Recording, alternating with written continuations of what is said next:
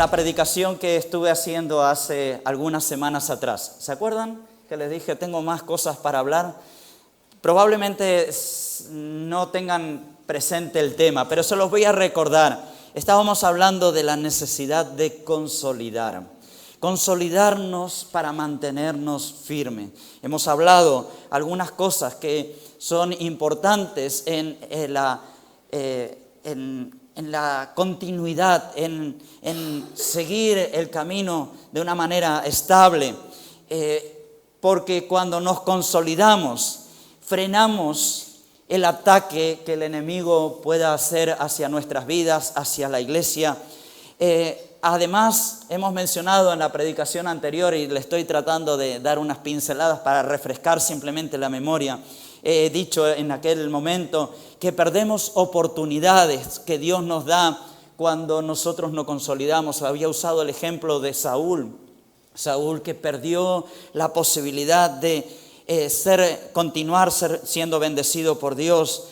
Desde luego que cuando queremos caminar en el camino del Señor y mantenernos firmes, requiere un gran esfuerzo de nuestra parte. Y yo había dejado abierta el planteamiento. Estamos dispuestos, estamos con ganas, estamos con el deseo de mantenernos firmes en el camino que el Señor nos ha puesto. Y bueno, ahí había dejado la pregunta y habíamos orado acerca del tema. Y yo lo que quiero en esta tarde es hablar de la consolidación de nuestras vidas en distintas áreas o en distintas partes diferentes que nos competen. Una de las cosas por las cuales voy a empezar hablando es la necesidad que tenemos de que nuestra fe, nuestro compromiso con el Señor se consolide de una manera estable dentro del círculo de nuestras familias. Cada uno de nosotros conformamos un grupo familiar. Algunos están solos, no tienen esposas, no tienen esposos, pero sin embargo sí que hay un círculo cercano y en ese es necesario trabajar para afirmar y consolidar nuestro compromiso de fe. ¿Qué quiero decir con lo que estoy expresando en este momento? Consolidar es mantenerse sin fluctuar, sin desviarnos ni a izquierda ni a derecha del compromiso que hemos hecho con el Señor. Es verdad que vivimos tiempos muy cambiantes. La tecnología nos hace cambiar muchas cosas. Y en ese ímpetu de cambio que hay en el mundo, la figura de familia, el sentido de familia, también está sufriendo una potente transformación que inclusive dentro de los círculos de la iglesia, dentro de los círculos espirituales, está siendo horadado, está siendo carcomido. Creo que me estáis entendiendo con lo que estoy diciendo, pero no me voy a enrevesar demasiado con las palabras, voy a tratar de decirle de manera sencilla. El diablo está atacando de una manera muy potente la unión familiar. Las relaciones entre un hombre y una mujer, entre una mujer y un hombre, hoy están siendo hechos añicos. Es muy difícil de ver compromisos de por vida, aquellos matrimonios que se casaban y se mantenían unidos para toda la vida. Aquel compromiso que se hacía delante del altar decía hasta que la muerte nos separe. Estábamos con Paqui el viernes con un matrimonio muy mayor que se acercó a la oficina y claro, venían los dos, el viernes vino solo, pero habían estado la semana anterior los dos abuelitos muy simpáticos, muy agradables. Y el viernes nos confesaba, dice, 65 años de casado. Toma ya, 65 años de casado. Y dijimos, esto sí que es como para sacarle una foto y ponerlo en un cuadro grande y decir, miren, y los abueletes felices ahí, Vital, 92 años creo que 89 años él, lúcido de una manera, tuvo que dar unos datos, sacó los papeles, todo en orden, increíble. Digo, qué maravilla, 65 años. Pero eso es un animal en peligro de extinción, ¿no? Hoy las familias que perduran así a través del tiempo realmente se pueden contar con las manos, con los dedos de las manos y hasta nos sobraría. Estaba escuchando en las informaciones, estos días estaban hablando cuánto cuesta celebrar una boda aquí en España. Y están hablando que por lo menos, hemos celebrado una hace poquito, ¿no? Calculan que por lo menos 20.000 euros para celebrar una boda. Y en la información estaban diciendo que se han celebrado en el último año 160.000 y pico de bodas aquí en España. Decimos, uy, ¿cuántas? Pues es un 6% menos que el año anterior. Y van en declive, cada vez se casan menos. Se va perdiendo ese sentido de compromiso. De hecho, de cada 10 bodas, 8 son por lo civil y solamente 2 lo son por un compromiso delante de Dios. Así está la sociedad, así está socavándose los fundamentos del sentido de la familia.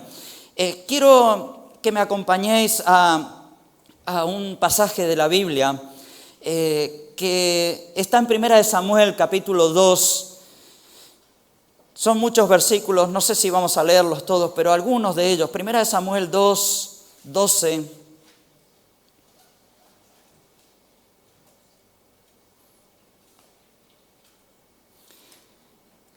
Primera de Samuel 2, versículos 12 en adelante.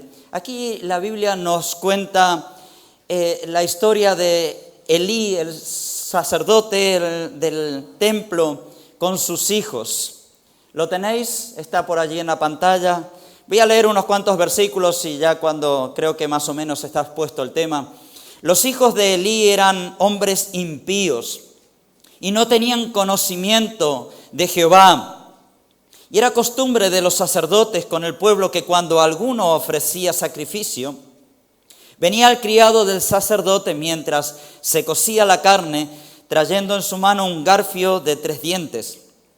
Y lo metía en el perol, en la olla, en el caldero o en la marmita, y todo lo que sacaba del garfio, el sacerdote lo tomaba para sí. De esta manera hacían con todo israelita que venía a Silo. Asimismo, antes de quemar la grosura, venía el criado del sacerdote y decía que al que sacrificaba, da carne que asar para el sacerdote, porque no tomará de ti carne cocida sino cruda. Y si el hombre le respondía, quemen la grosura primero y después toma tanto como quieras, él respondía, no, sino dámela ahora mismo, de otra manera yo lo tomaré por la fuerza. Era pues muy grande delante de Jehová el pecado de los jóvenes, porque los hombres menospreciaban las ofrendas de Jehová. Y el joven Samuel ministraba en la presencia de Jehová vestido de un efod de lino, y le hacía a su madre una túnica pequeña, y se la traía cada año cuando subía con su marido para ofrecer el sacrificio acostumbrado.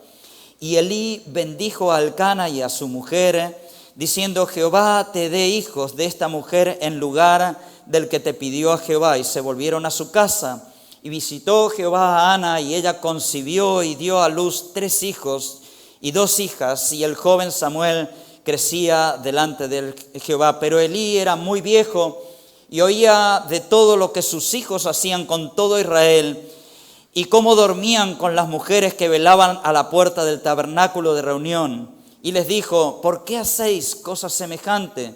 Porque yo oigo de todo este pueblo vuestros malos procederes. No, hijos míos, porque no es buena fama la que yo oigo, pues hacéis pecar al pueblo de Jehová. Si pecare el hombre contra el hombre, los jueces lo juzgarán, mas si alguno pecare contra Jehová, ¿quién rogará por él?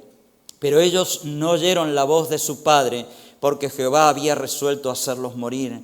Y el joven Samuel iba creciendo y era acepto delante de Dios y delante de los hombres. Lo dejo aquí, tendría que seguir leyendo algunos versículos más, pero aquí tenemos un relato bíblico de 2 familias, la familia del sacerdote Elí y de la familia de Elcana y Ana con su hijo Samuel. ¿Se acuerdan cuando Ana estaba orando allí en el templo, clamando, y el mismo sacerdote Elí le dijo, Ana, digiere ya tu vino, y ella dice, no estoy ebria, no estoy borracha, no he tomado vino, estoy gimiendo delante del Señor porque no tengo hijos. Y ahí hubo una palabra profética que bendijo a Ana.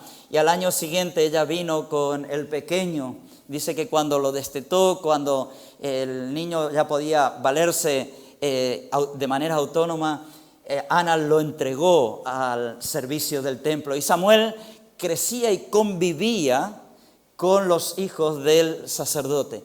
Sin embargo, vemos una diferencia entre el comportamiento de los hijos del sacerdote y entre el comportamiento de Samuel. Dice también la palabra que hemos leído que su madre le traía todos los años cuando se...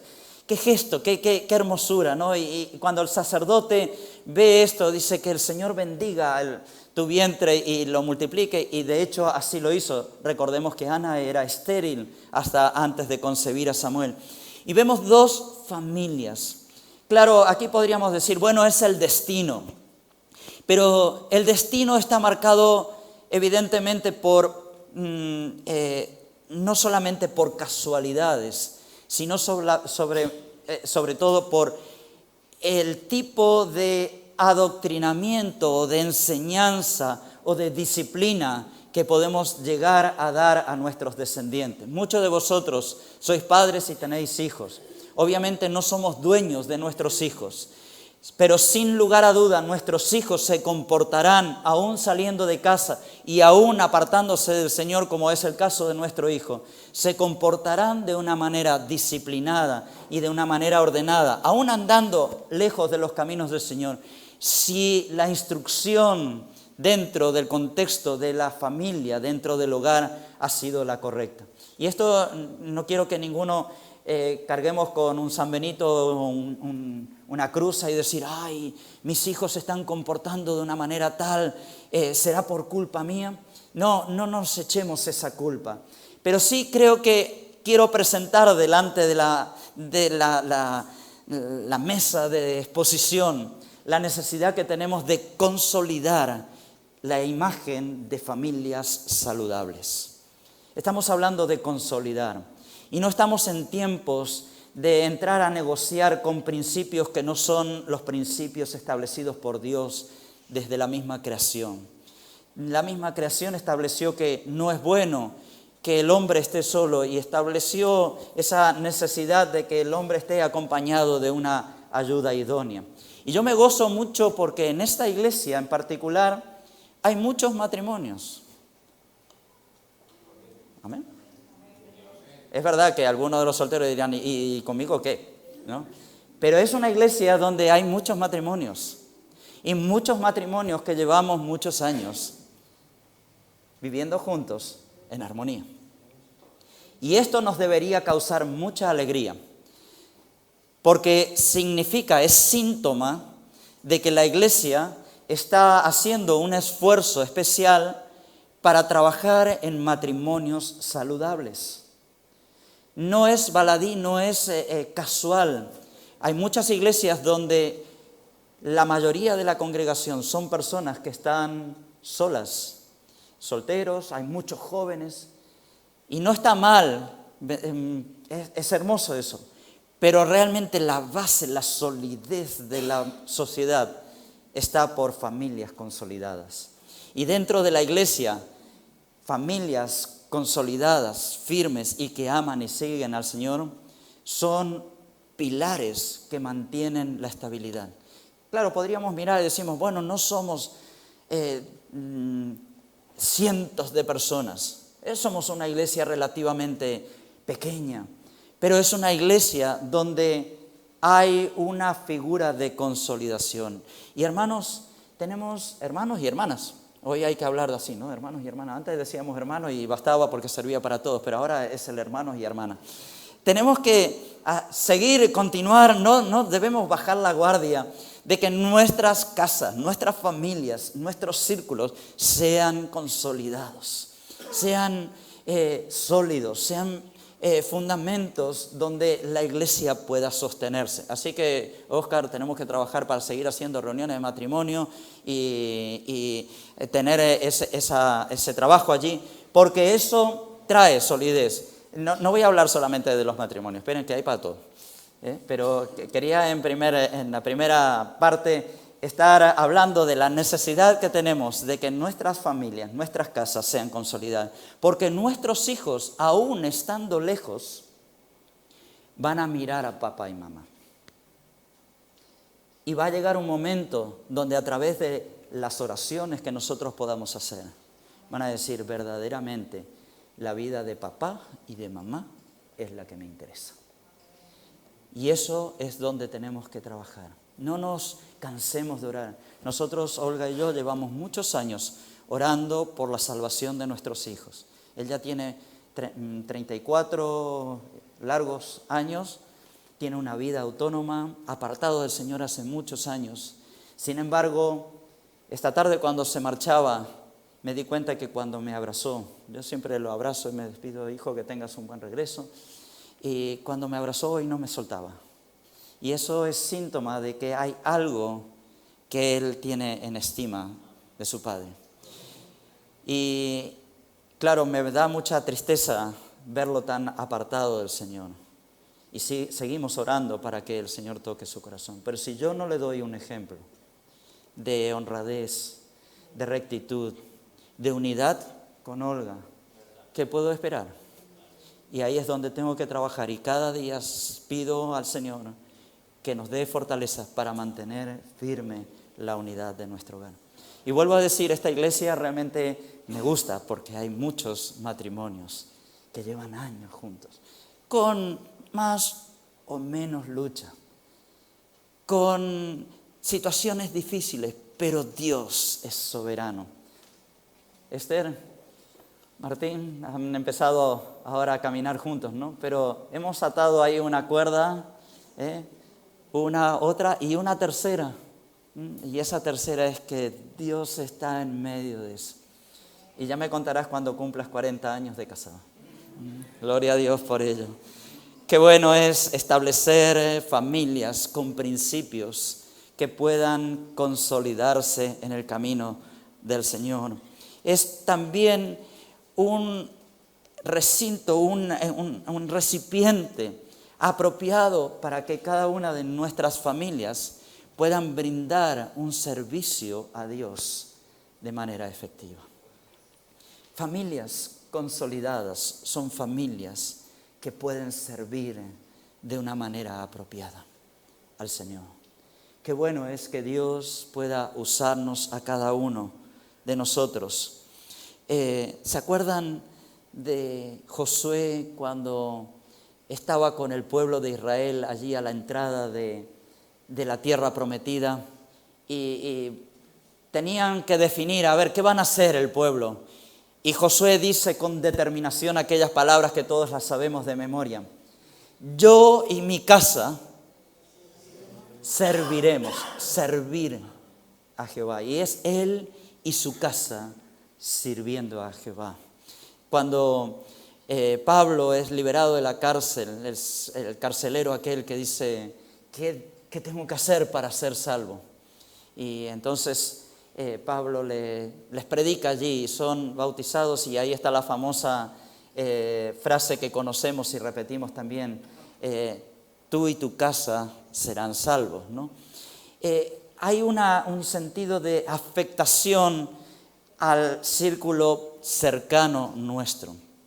Nuestras familias, aunque no sean nuestro marido o nuestra esposa, aunque no sean directamente nuestros hijos, pero tal vez primos, sobrinos, familiares cercanos, van a ser afectados y nosotros tenemos la oportunidad de servir de testimonio de manera efectiva a nuestras familias. Bueno, dejo ahí el tema de la familia, voy a seguir con otra cosa. La otra cosa otro campo donde tenemos que consolidarnos es el evangelismo. Estoy hablando como iglesia, con familias consolidadas, estoy hablando con iglesia con propósito y dentro de esos propósitos tenemos la necesidad de ser una iglesia que evangeliza. ¿Amén? Amén. Eso no significa ir a repartir tratados, que también, pero significa que como iglesia tenemos una carga por aquellas personas que no conocen al Señor Jesús. Yo me pregunto cuántas oportunidades en mi vida me he cruzado con personas que no conocían al Señor. Tuve oportunidad de hablar y no le dije una palabra. Y pido perdón cada día al Señor por esa negligencia mía de no haber sido un evangelista efectivo. O sea, soy el primer culpable en esto. Tampoco significa que estemos hablando con todo quisqui que se nos cruce, porque algunos, y ya lo he escuchado en alguna oportunidad, hay algunos que dicen, con aquel no quiero ni verme porque me tiene hasta las narices. Y eso tampoco es bueno, porque la gente no tiene que estar huyendo de nuestro lado porque no le damos respiro. La gente tiene que ver en nosotros la figura de Cristo brillando en cada uno de nosotros, y ese es el evangelismo. Evidentemente, las palabras también son necesarias. ¿Cuántas veces nos movemos en círculos de manera regular y habitual y pasan años y años antes de que conozcan de que somos cristianos? Y eso es realmente muy triste. Recuerdo el testimonio de Carlos Anacondia. ¿Conocéis a este evangelista argentino a nivel mundial que ha hecho y hace tantas campañas? Ya está mayor, pero sigue estando muy activo en el servicio del Señor. Él, cuando hace ya muchos años, asistiendo a una reunión, conoció al Señor y aceptó al Señor Jesucristo como su Salvador. Ese es un evangelista como la copa de un pino, Carlos Anacondia. Ha hablado a millones de personas a lo largo de sus años y del mundo. Y cuando él conoció al Señor, el Señor tocó de una manera tan potente su vida, que lo primero que hizo, él trabajaba hacía arreglos y habitualmente visitaba en una ferretería, un bricolaje. Y cuando se convirtió, la primera vez que va a ese lugar, a ese bricolaje a comprar, dicen, quiero decirles que he conocido al Señor Jesús y Él ha cambiado mi vida. Se lo dijo así a la gente. Dice, ¡ay, qué bien! Nosotros también somos cristianos. Y Carlos Anacondia le dice, pero si hace años que los conozco y jamás me habéis dicho nada. Y siempre me quedó retumbando, digo, ¿cuántas veces hemos tratado con gente a través del tiempo y no conocen de que nosotros somos cristianos? Es una pena, pero tiene que haber una consolidación, una determinación de nuestra parte de caminar de tal manera que el mundo que está alrededor nuestro, las personas que están a nuestro alrededor, puedan ser tocadas por el Evangelio. Dice Pablo en 1 Corintios 9, 16, a ver si encuentro el pasaje, 1 Corintios 9, versículo 16. No sé si lo tienen allí en pantalla. 1 Corintios, capítulo 9, versículo 16. Pablo decía, pues si anuncio el Evangelio, no tengo por qué gloriarme, porque me es impuesta necesidad. Y ay de mí si no anunciara el Evangelio. Por lo cual, si lo hago de buena voluntad, recompensa tendré, pero si de mala voluntad, la comisión que me ha sido encomendada, ¿cuál pues es mi galardón? Que predicando el Evangelio presente gratuitamente el Evangelio de Cristo para no abusar de mi derecho en el Evangelio, por lo cual, siendo libre de todos, me he hecho siervo de todos para ganar al mayor número. Qué expresión, ¿no? ¡Ay de mí si no anunciara el Evangelio! Podemos tomar como nuestras estas palabras del apóstol Pablo. ¡Ay de mí si no anunciara el Evangelio! Tenemos que consolidar en nuestras vidas, en nuestro pensamiento, que hay una necesidad de transmitir lo que tú y yo conocemos y que nos ha cambiado. El mundo está carente de escuchar personas que tengan la firme convicción de que sus vidas tienen la paz y la salvación de Jesucristo que Él nos ha dado a nosotros. Te sorprenderías al hablar abiertamente con la gente y explicarles el gozo que tú sientes de ser un hijo de Dios. Si somos capaces de transmitir no solamente con nuestras palabras, sino con nuestros hechos, con nuestras actitudes, con nuestra buen hacer, con nuestra voluntad de ser siervos más que dame, pues nos sorprenderíamos de cómo el mundo nos trataría. Y Dios, sin lugar a duda, no dejará sin bendecir nuestras vidas. ¿Lo creemos? Así que consolidemos el evangelismo como una de las áreas de trabajo dentro de la iglesia. Otra de las cosas que necesitamos trabajar y consolidar, y aquí viene un desafío para este tiempo muy grande. No voy a extenderme mucho más, quisiera terminar luego con una oración, pero sí que necesitamos consolidarnos en el trabajo con los niños y con los jóvenes. Vivimos tiempos complicados para trabajar en este área. Y podríamos decir, bueno, ¿qué puedo hacer yo para los jóvenes? Mira los años que ya tengo y yo es que no cuadro con la juventud, que las cosas que viven, hacen y piensan los jóvenes son tan diferentes a lo que yo vivo, experimento y hago. Pues ora. Si no sabes hacer otra cosa, ora. ¿Cuántas veces oramos a la semana, al mes? A los 2 meses, no sé, ¿cuántas veces en el último tiempo hemos orado por los jóvenes? Los jóvenes están moviéndose con una velocidad de vértigo y la iglesia no tiene que ser ajena a las necesidades de los jóvenes.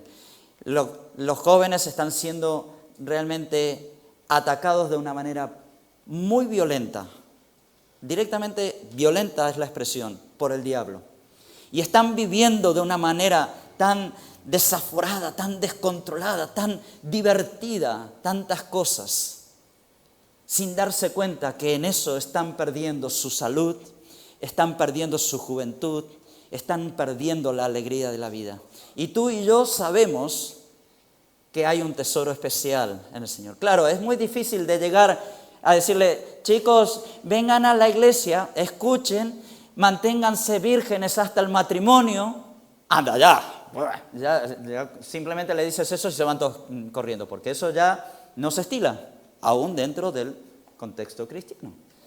Pero hablábamos de familias consolidadas. ¿Y vamos a bajar el listón? ¿Vamos a bajar lo que Dios nos pide? Desde luego que no. Pero eso no nos va a impedir de orar y de trabajar para que los niños y los jóvenes sean instruidos en el camino del Señor. El trabajo que están haciendo los maestros, domingo a domingo, no serán muchos los niños, pero los pocos que están allí están recibiendo palabra.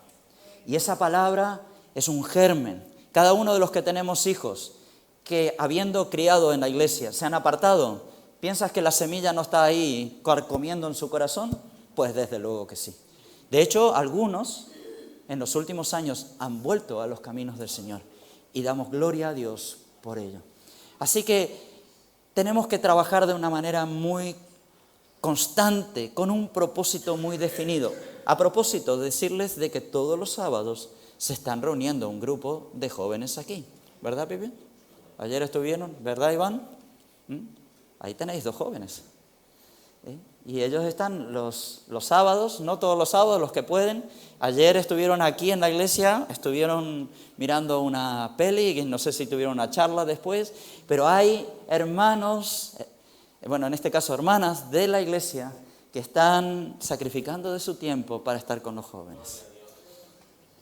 Apoyémoslo, oremos por ellos, consolidemos al grupo de jóvenes. ¿Saben cuál es mi anhelo? Mi anhelo es ver un grupo de jovencitas danzando aquí adelante. Ay, bueno, ya sí, pero ¿qué jovencitas? Miremos a nuestro alrededor. No lo sé, pero el Señor es el Dios de milagros. Y Él hace las cosas que yo no entiendo. Y Él puede hacer lo que... Pero tú y yo tenemos que esforzarnos en orar, en clamar, en pedir, Dios se va a encargar de traer los frutos. Les dije que hoy, estando en la feria, tuve oportunidad de encontrarme con varias personas que conocimos a través de los años y que venían aquí y han dejado de venir. Y oro para que vuelvan. Nunca es en vano la siembra. El fruto lo dará el Señor. Y Él traerá y bendecirá también a los jóvenes, a los niños. Instruyamos al niño en el camino del Señor. Y siendo aún viejo, no se apartará. Aunque se aparten por un tiempo, el Espíritu Santo está carcomiendo sus tripas. Y cuando sienten ese vacío a la noche, cuando se acuestan y dicen, ¿y si papá y mamá tenían razón?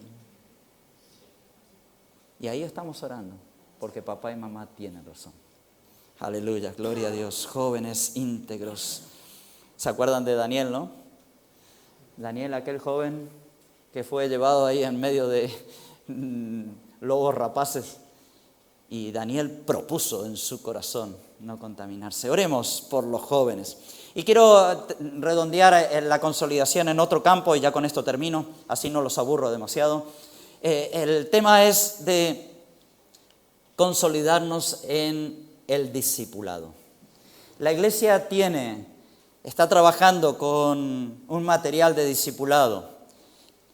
Algunos lo están haciendo, algunos lo han hecho en su tiempo, parte de ese discipulado, y de verdad que si alguno ha hecho y piensa que lo ha terminado, hable conmigo porque le voy a dar más material para continuarlo. Pero lo ideal sería que como iglesia trabajáramos con distintos grupos que se reúnen en distintos lugares. De hecho, los lunes hay un grupo en Alfaz que está funcionando muy bien.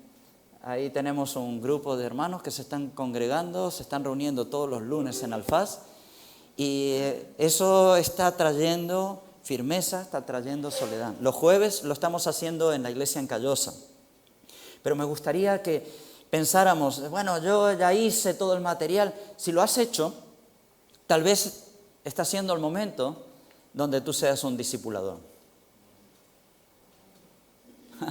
Ay, no, bueno, eso no va conmigo. Yo es que no sé cómo hacerlo. Habla conmigo. Pero consolidemos la iglesia en el evangelismo y en el discipulado. ¿Qué es lo que trae crecimiento?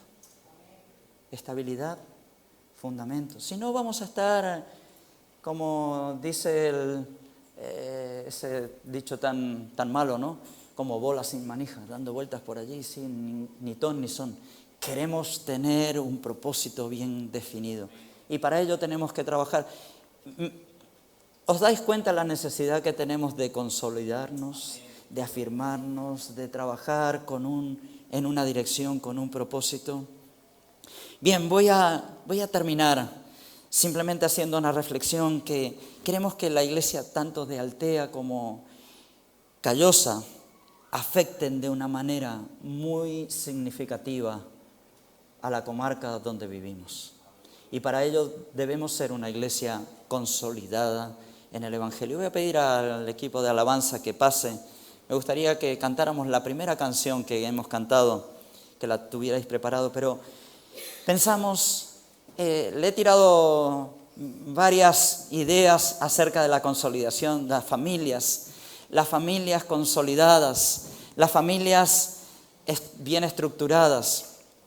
Si me permiten, voy a terminar con una cosa que me pasó algo leyendo ayer en un libro acerca de las familias. Sabéis que hace poco estuvimos un par de semanas en Argentina y el propósito principal de este viaje fue la celebración del 100 aniversario de la fundación de la ciudad donde yo nací. Y tuve la oportunidad de participar en la presentación de un libro, ya el volumen 4, relatando cosas acerca de la fundación o de los principios de los tiempos de esa ciudad, la ciudad del Dorado en Misiones, la provincia de Misiones, al norte de Argentina. Y una de las cosas que me llamó la atención es que hay un capítulo que está dedicado a las mujeres cristianas de aquella época. De hecho, el lugar donde yo nací, la ciudad del Dorado, fue fundada por gente del norte de Europa, sajones, fundamentalmente alemanes, daneses, hubo algunos suizos posteriormente, pero el primer germen fue danés. Y los daneses fueron allí no solamente a trabajar la tierra, sino que fueron también llevando la religión. Y en aquella época los daneses venían con la religión luterana, lo que se conocía. Pero el luterano no el de ahora, sino luteranos comprometidos con una fe. Y en este capítulo hablaban acerca de la importancia, el rol fundamental que hicieron esas mujeres pioneras en los primeros tiempos, donde cada domingo, después de haber trabajado durante la semana en una tierra donde hace mucho calor, donde la tierra es roja y se ensucia muchísimo, donde se hacía todas las cosas con mucho sufrimiento. Así que imagínense un hombre sudoroso, trabajado, con pocos recursos económicos, más bien pasando hambre, pero ahí el domingo la mujer se esforzaba para que su familia, su marido, sus hijos estuvieran bien arreglados para ir a la reunión y recibir de la fe, que era lo que les mantuvo. Y la importancia que tuvo ese compromiso de fe, esa constancia en la fe, hizo que el pueblo creciera de una manera muy significativa, muy sana. Y me siento honrado, me siento hasta orgulloso de que las raíces fundamentales de la ciudad donde nací vinieron de una fe sincera cristiana. Después hubo muchas cosas y hoy en día es una gran ciudad y hay muchas cosas, pero hay un germen que aún perdura. La iglesia evangélica es muy potente en esa ciudad, mucho más potente que la misma iglesia católica, en un país que es católico como es la Argentina. Y realmente es un mérito de ese compromiso que hubo de familias que se mantuvieron en la fe. Vamos a ponernos de pie y estamos consolidando nuestra fe, estamos consolidando nuestro caminar.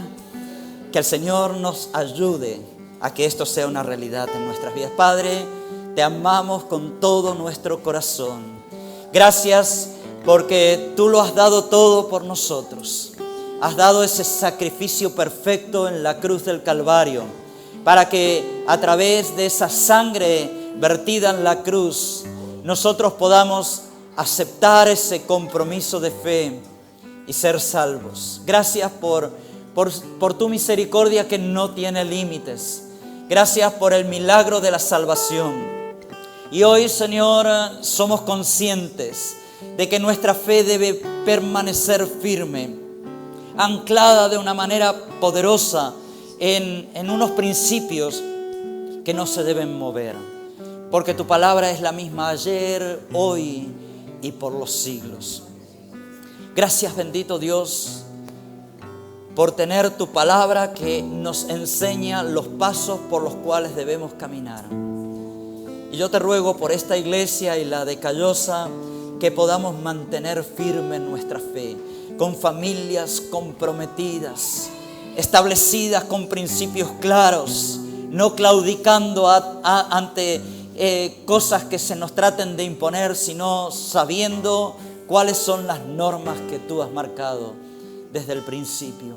Señor, también con el afán, el deseo, la necesidad de predicar el Evangelio a todos aquellos que están a nuestro alrededor y que necesitan escuchar de nosotros esa palabra de salvación. Y además, Señor, seguimos orando por los niños y por los jóvenes. Los ponemos delante de ti. Trae salvación a aquellos que, habiéndote conocido a ti, se han apartado. Trae salvación a aquellos que no te han conocido, pero que están ahí preparaditos para ser tocados por tu Espíritu. Oramos por los jóvenes para que haya un toque genuino del Espíritu y tú puedas levantar una generación salva por el poder del Evangelio. Aleluya. Y ayúdanos como iglesia también a ser entrenadores, a ser discipuladores, a profundizar en los principios de tu palabra, conocer cada vez más tu palabra. Gracias. Gracias por la dirección y la sabiduría que tú nos das. Aleluya, te bendecimos.